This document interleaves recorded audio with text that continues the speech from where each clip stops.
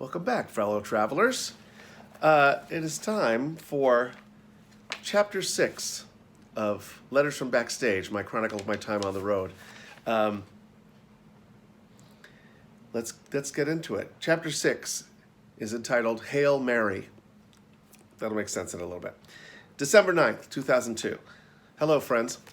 Greetings once more from out here on the road.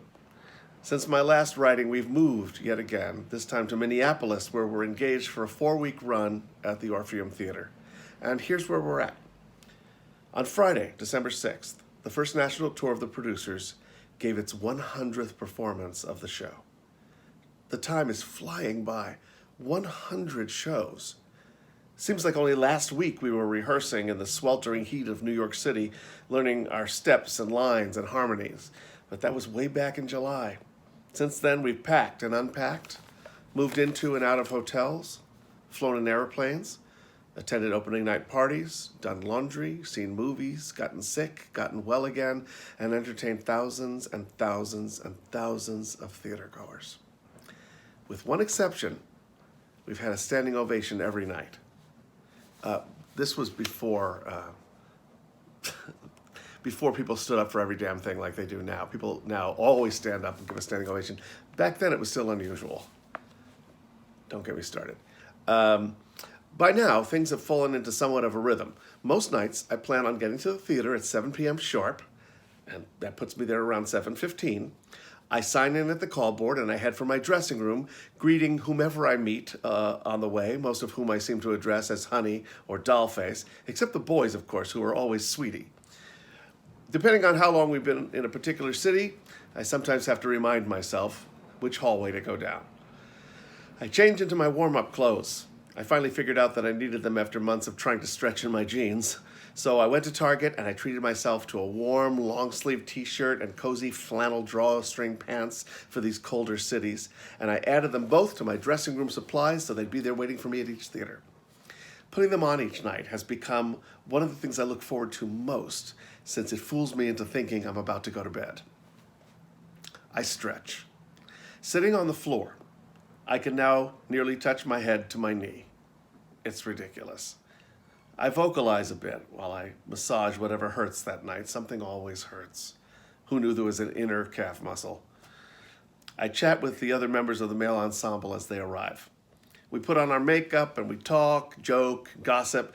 The stage manager gives the half-hour call over the PA system and notifies us if any cast members are out that night, and if so, who's replacing them. Sometimes there are other announcements as well. Happy birthday wishes, posters to sign for charity, Dollar Friday. Footnote, Dollar Friday is a weekly backstage ritual. Members of the company write their names on dollar bills and throw them into a bucket. At the intermission, someone, in our company it's always Pam Bradley, the Dollar Friday queen, reaches in and pulls out a bill. Whoever's name is on the bill wins the whole pot. It's the official beginning of the workday.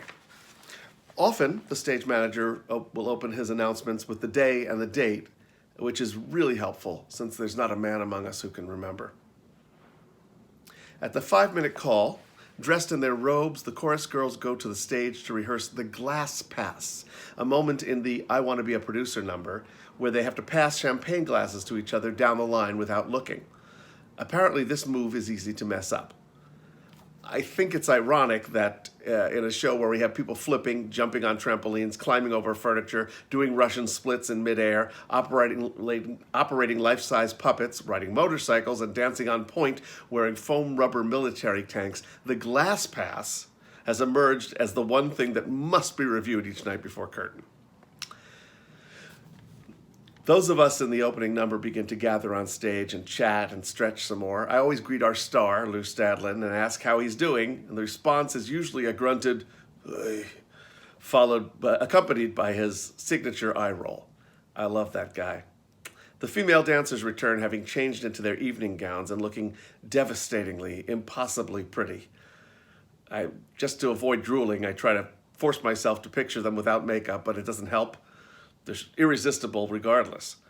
And then, from the other side of the curtain, we hear the overture begin.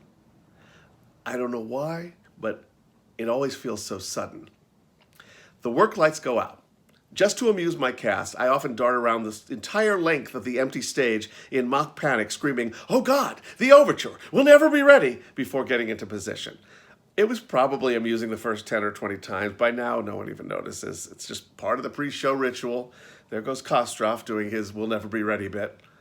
And then, oh yes, the show. After the very brief opening night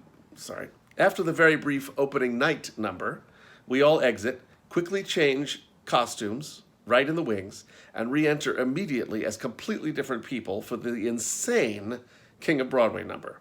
That's the one with the Russian splits. Not for me, fortunately, though I'm sure the Stroman team could have taught me to do them. As I've said, they have a way of inspiring people, and as a result, I'm already doing things that I thought were physically impossible. So we're all at the top of our abilities, knocking ourselves out. Splits, walkovers, coffee grinders, fuertes. You don't even have to know what these things are. You can tell from the sound of them that they're brutal. And the whole time we're singing. No pre-recorded tracks here. It's really us singing and dancing our hearts out. And the whole thing feels as if we've been blasted out of a cannon. After the number, we're always panting hard. Good morning. My going to bed feeling is suddenly a thing of the past. We all whimper and whine on our way back to the dressing rooms, but the truth is, we love it. It feels really good to work this hard. I spend most of the rest of my evening changing clothes. At least that's what it feels like. I get dressed and undressed 16 times a night, not counting my new warm-up clothes, and by now it's all routine, the snaps and the Velcro, underdressing to speed things up, meeting my dresser, different in every city, and Roger, the wig guy, over and over again in various prearranged spots around the backstage area. It's funny how normal this has all become. All those weird outfits, merely status quo. At the same point each night, we all find ourselves standing around in the wings wearing identical blue lace granny dresses and little hats and handbags as we await our entrance for the Little Old Lady Land number. Perfectly normal, same old thing, another day at the office, like businessmen waiting for an elevator. Though the show is taxing and long, it goes quickly for me now. At the end of the night, we pile out of our costumes as the orchestra plays the exit music. We toss our socks and undershirts into the laundry bins. Before the next show, the dressers will do laundry, steam out shirts and gowns, and reset every single costume in the show. I often think that theirs is the tougher gig, although I also see them shaking their heads in wonder as they watch us run around all night. And that's my life these days. So far, I think it agrees with me, this life on the road. I live in hotels, travel constantly, and make a living doing a show that people love every night. Not bad, all in spite of the little aches and the occasional twinges of loneliness. I find that I take strange comfort lately in national food chains. Somehow, if there's a Rock Bottom Brewery, a Palomino, a P.F. Chang's, or even a Denny's, all is well with the world. I may not know where the hell I am, but I know my way around those menus, and the familiarity is grounding. Show people, you may already know, are legendary late-night eaters. Most of us won't touch food before a show. In my case, I can't eat for 2 hours prior to performing. So after 3 hours of jumping around like idiots and screaming out songs, we're famished. We forget that the world doesn't run by our clock, so we're appalled when there's an absence of after-hours eateries and drinkeries for our post-show needs. To us, it's like some sort of sick, cruel joke. What kind of crazy backwards city would leave us poor performers stranded with no place to eat dinner at midnight, or for that matter, breakfast at 2 in the afternoon? Rehearsals continue during the day. Lately, I'm working on my second understudy role, Roger Debris. They're teaching me more tap steps, and strangely, I'm getting them down. Meanwhile, the second covers for the other roles are being taught their parts as well. Fred is going to be a hilarious Max. Since I've already gone on as Max, they don't seem to be too worried about me, and that's rather foolish of them since I'm still not sure I know what I'm doing. We've had our first cast change. The original Carmen Guia, a truly lovely man, had been having some sort of personal problems. None of us really knows what went on, but he and the producers mutually agreed it was time for him to go home, and I'm convinced that that was for the best. But it was sad and strange. There was no goodbye. He was just gone one day. What could we do but wish him well in our hearts and move on? The Carmen Guia role has been taken over by Michael Paternostro, a wonderful, positive guy who fits right in with our cast. He arrived on a Tuesday and debuted that Friday. He's doing great in the part. The show, as they say, must go on. Meanwhile, Jennifer, our long-lost chorus girl / Ula understudy, who you'll recall injured her ankle executing the forbidden step in rehearsal just before we left New York, has rejoined the company. It's good to have her out of her cast and back in ours. In Minneapolis, there's a statue of Mary Tyler Moore as Mary Richards, clutching her little bronze purse, throwing her little bronze hat into the air, her bronze face smiling hopefully at a bright vision of the future. A group of us stumbled upon her while walking around on our first night in town, just turned a corner, and there she was, the most famous Minneapolisian of all. We threw our hats into the air. It seemed like the right thing to do. Good old Mary, so plucky and positive. She's as apt a symbol as any of how we're feeling these days. We're having fun, enjoying life's adventure. We're turning the world on with our smiles. And if she can brave the cold, even standing out there day after day, night after night with her hat off, then darn it, Mr. Grant, so can we. Many of you won't get that reference. It's all right. Go watch the Mary Tyler Moore Show. It's genius. In addition to being officially designated as America's most fun city, as well as the most literate, Minneapolis is home to Mall of America, which has within its walls not only every imaginable chain restaurant and mall store ever, but also carnival games, 2 enormous rides that tip you upside down, a Camp Snoopy amusement park for the kids, and yes, a log flume water ride. That's right, in the mall. Oh, sure, we rode it.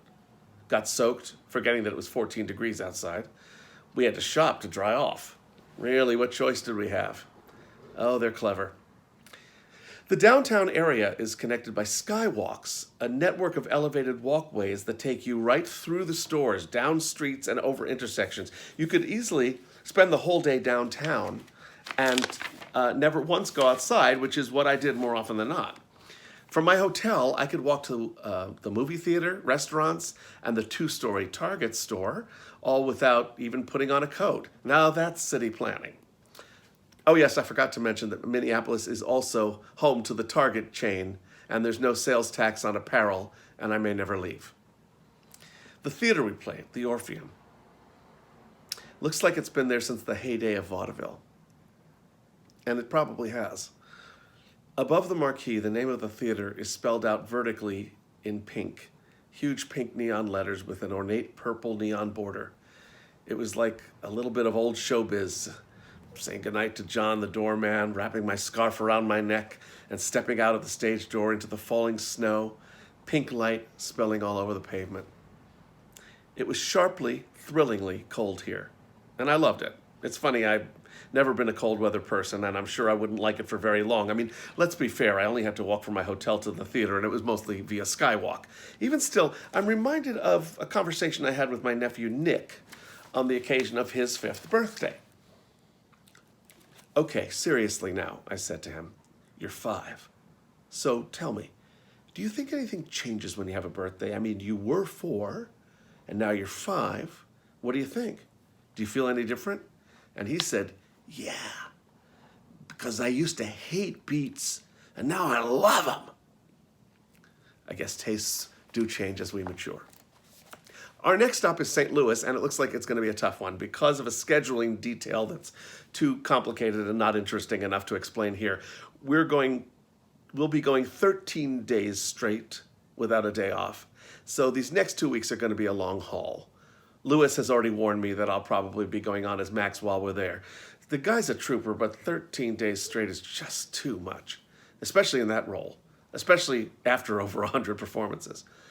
But there's a great big shining light at the end of the St. Louis Tunnel. After 2 weeks in St. Louis, just 2 short weeks, we'll be in San Diego. Not only will it be warm, but I'm told that the hotel is right next to the theater and right across from a huge mall. And friends, I'm learning that makes all the difference.